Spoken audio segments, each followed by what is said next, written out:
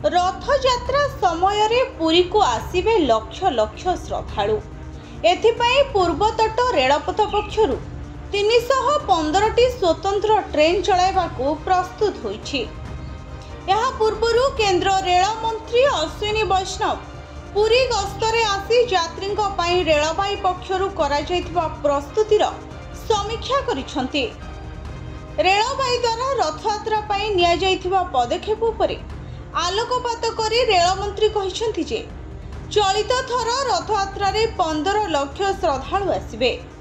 यात्री चलित रथयात्रा अवसर में पूर्वतट रेलपथ पक्षरु चलिबाकु थिबा स्वतंत्र ट्रेन ने पड़ोसी राज्य आंध्र प्रदेश, छत्तीसगढ़ और पश्चिमबंग समेत ओडिशार विभिन्न जिल्लारू मध्य यात्री आसिबे।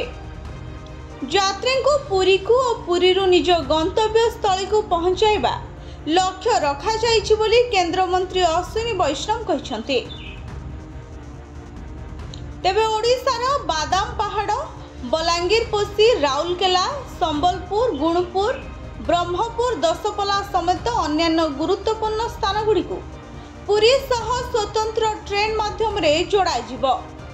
ब्यूरो रिपोर्ट, भंजोत न्यूज।